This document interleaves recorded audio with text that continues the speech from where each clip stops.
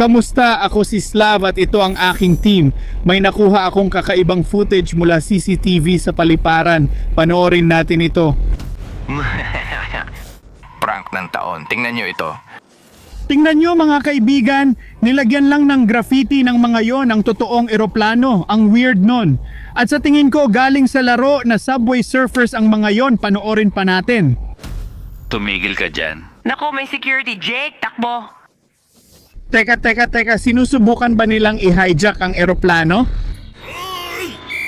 Tigil, sabi ko. Ang eroplano, ibalik ang eroplano. Buong eroplano. Maisip mo ba yon? Dapat nasa Canada na tayo sa isang oras. Diyos ko. Sandali, fuel. Nakalimutan mo ang fuel. Bumabagsak tayo. Grabe, anong plano nila sa eroplano? Ano yung tunog na yon? Ay grabe, eroplano yon sa Subway Surfers. Grabe mga tol, yun ay isang plane crash sa Subway Surfers. Baka kailangan ng mga tao sa laro ng tulong natin. Kailangan nating tulungan sina Jake, Tricky at Dazes. Tara na mga tol, oras nyo na. Halika na, kailangan nating tulungan silang makaalis. Kaya kailangan nating hanapin ang bumagsak na eroplano mula sa Subway Surfers ngayon na. Artie, Oh, nakita mo yon? ano?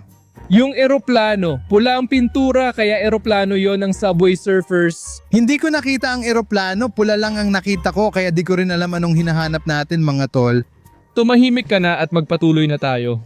Kahit hindi ka maniwala dito, kailangan pa rin nating bumilis dahil baka kailanganin ni na Jake at Tricky ang tulong natin. Peking video ito at yung nakita natin, basta na lang may nahulog mula sa langit mga tol, hindi ako naniniwala. Archie, kailangan namin ng tulong. Kailangan mong magmadali. Bakit? Baka kailangan pa rin ni na Jake at Tricky ng tulong natin. Pero tingnan mo anong nandito. Hindi SOS. Mga mensahe ito ng emerhensya.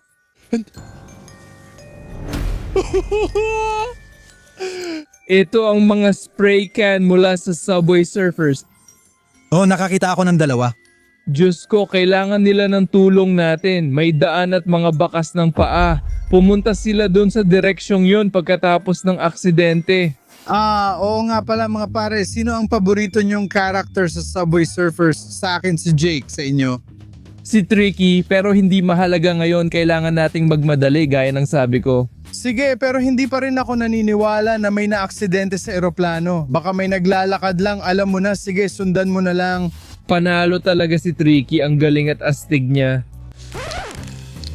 Alex, kung bumagsak talaga ang eroplano, dapat maraming parte ng bumagsak na eroplano, di ba? Oo, tama ka. At may nakikita ka ba? Wala akong makita mga parepeke ito. Pre. Ano ito? Pula siya, katulad sa video, di ba? Oo. At ano ang nandito? Piraso to ng eroplano mula sa Subway Surfers. Oh, Subway Surfers, pero kahit sino pwedeng sumakay. Hindi, ito talaga ang kulay mula sa video kaya siguradong konektado ang bahaging ito sa pagbagsak ng eroplano sa Subway Surfers. Hindi sapat ang mga ebidensya. Maghanap ka pa. Baka maniwala ako sa'yo, pero tingnan mo may itim doon, parang butas. Sige, imbestigahan natin kung ano ang nangyari sa loob ng butas. Hindi ko gusto yan. Medyo kakaiba, gulong ito. Chassis ng eroplano kung saan naroon sina Jake at Tricky. Pula lahat ito, mukhang galing sa bumagsak na eroplano. Siguro nagsisimula na akong maniwala sa'yo pero kulang pa rin ang mga ebidensya. Hindi ka panipaniwala, sa totoo lang. Mga pare, kailangan nating alamin kung ano ang dahilan ng pagbagsak. Bakit basta na lang nahulog ang buong eroplano mula sa langit? Tara na, kailangan nating magmadali at hanapin sila at tulungan sila. Artie, hintayin mo ako, ang daming niebe at sobrang lamig. Pwede bang sa ibang lugar na lang sila bumagsak? Artie, may nakikita ka ba? Oo, tingnan mo, may kulay dilaw. Oo, halika dito, halika dito. Ano to? Anong palagay mo? Subukan mong sagutin sa mga komento. May kulay dilaw, may tunog na clonk at talagang nandito. Oh, mga tol, tingnan nyo Jake, anong ibig sabihin nito? Hindi mo pa rin naiintindihan? Hindi. Ito ang surfboard ni Jake. Totoo bang surfboard ni Jake to? Pareho rin ba ang iniisip mo? Ano ang iniisip mo? Palagi kong gustong maging surfer tulad ni Jake. Oh, gusto kong mag-surf at magsusurf ako. Artie, mas mababa ang kakayahan mo kaysa kay Jake. Subukan mo. Tingnan mo doon. Ano ito? Subway surfers na pagkain sa biyahe? Diyos ko. Oh, Totoo, tignan mo, nandun si Tricky, nandun si Jake. oo, sa eroplano nagsiserve sila ng pagkain kaya siguradong Subway Surfers eroplano ito. Sobrang gutom na ako at hindi ako magbibigay sa'yo ng kahit ano. Artie, Oo. nakita ko tong kahon. Akin ito. Artie, sandali, akin ang pagkain na ito. Sige, subukan natin ito ng sabay. Artie. Snowman ka? Ayoko sa'yo, Artie. Diyos ko, ito ay Subway Surfer Sky Cola pero sobrang lamig ko, hindi ko... Pero hindi, susubukan ko pa rin. Ay grabe, ang ganda nito. Ang gandang Sky Cola mula Subway Surfers. Tingnan nyo, narito ang Subway Surfers Chicken Sandwich. Tikman ko na ito ngayon sa 3, 2, 1.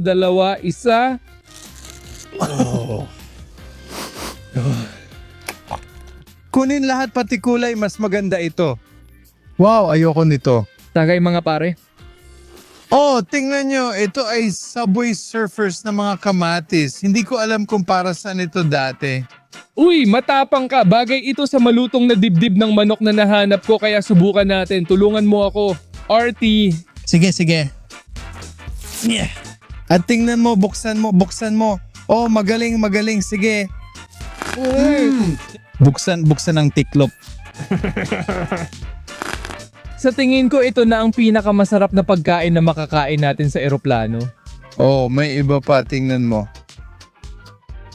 Hindi ko alam kung ano itong Subway Surfers na tsokolate na may money. Sige, subukan natin ito. May tumatawag, may telepono ka ba? Oh, Sino yan? si Slav ito. Oh, Sobrang abala. sige. Uy mga pare. Uy, anong ginagawa mo? Nasaan na yung bumagsak na eroplano? Nahanap mo na ba yung lugar? Oh, Mula sa pagkain, mula sa eroplano. Anong ginagawa mo? Kumakain ka ng pagkain mula sa eroplano? Oh, Slav, nakahanap kami ng magagandang bagay mula sa eroplano ko at libre ito. Tumahimik ka, Archie. Kailangan mong hanapin ang eroplano. At saka, may iniwan ka bang pagkain para sa akin? Wala. Sige na at maghanap ka na ngayon. Magkakaroon tayo ng nasaan na siya. Laktawan. Okay, Alex? Oh. Oh, sige, tara na. Alex, kailangan nating tapusin ang mga mission ni Slav at hanapin ang Subway Surfers. Oh, tingnan, isa pang chassis. Arthur, pabayaan mo na, bilisan natin. Oo nga, tama ka. Tingnan mo, merong isang bagay. Parte ba ito ng makina? Oh, mga pare. Kung alam nyo kung ano ito, isulat nyo sa mga komento. Kasi sira na ito at mahirap nang makilala sa totoo lang. Kailangan nating maintindihan kung ano ang nangyari sa eroplano, bakit nagkakalat ang mga pyesa. Maaaring sobrang lakas ng pagbagsak o sumabog ito sa ere. At mas malala pa ang pangalawang kaso dahil ibig sabihin no na sina Jake at Tricky ay... Tama na ang iyak, kailangan pa nating imbestigahan at alamin ang nangyari. Kung may makita pa tayo, ano ito mga pare? Tingnan mo, oh may mga surfer pero...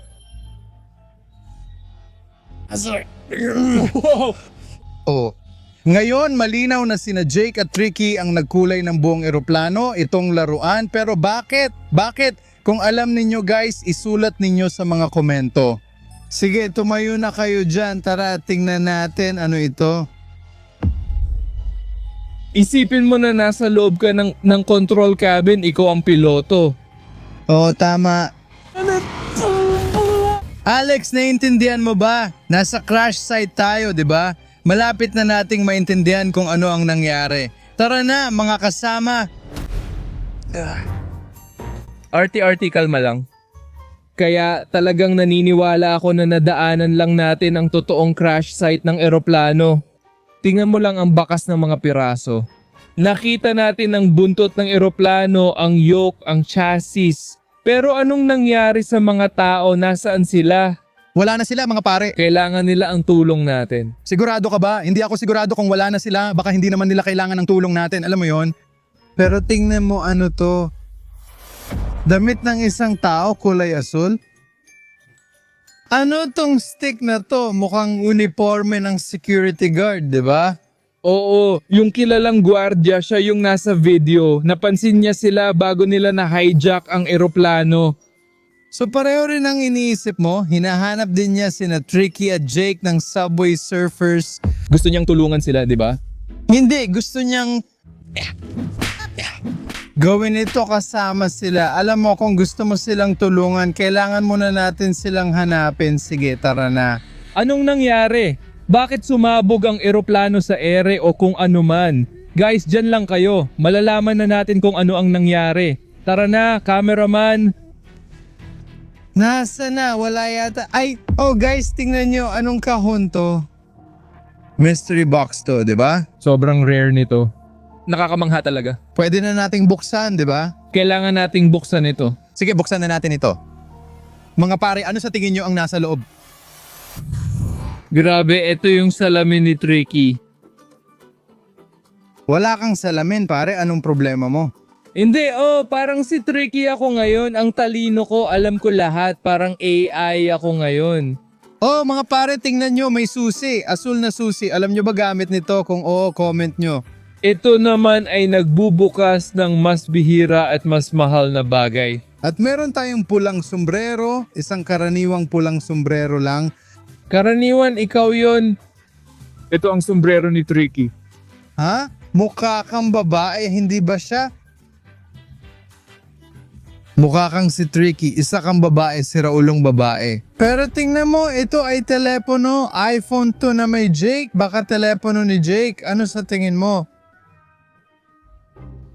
Telepono ba ito ni Jake? Kung may telepono, baka may mga video sa loob, di ba? Sa tingin ko, dapat natin itong dalhin kay Slav. Tiyak na matutulungan tayo ni Slav.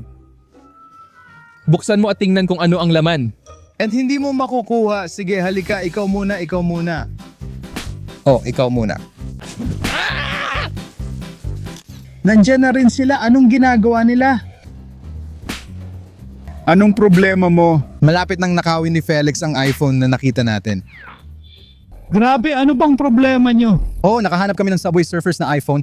Isang iPhone, naka-freeze ang teleponong to dahil sobrang lamig sa labas. Kailangan ko ng oras para ayusin to. Pero guys, anong ginawa ninyo? Basag ang screen ng iPhone na to. Pwede ko pa ring subukang kunin ang ilang data at maririnig natin ang audio, hindi ang video, pero ang audio. Pwede nating gamitin ang iPhone na to bilang jet flight recorder para maintindihan kung ano ang dahilan ng mga aksidente sa ere. At kung buhay pa ang mga taong to, sige gawin na natin to ngayon. Kaya ayun mga tol, ginamit ko lahat ng kagamitan ko dito para lang subukang ayusin itong Subway Surfers na iPhone. Dumating na ang oras, pakikinggan natin ito para malaman ang nangyari. Bukang flight recording, nag-aaway lang sila. Naririnig ko ang eroplano pero wala pang boses. Maiisip mo ba ang eroplano? Si Jake yon. Uy, Tricky, isipin mo lang ang mukha ng security na to. Diyos ko. Kinakausap niya si Tricky. Oh, kaya ko... Ay, teka, may mali. Gasolina? Ang gasolina? Nakalimutan mo ang gasolina? Nahuhulog tayo? Nahulog sila kasi walang laman ng tangke. Diyos ko, ang tanga nun.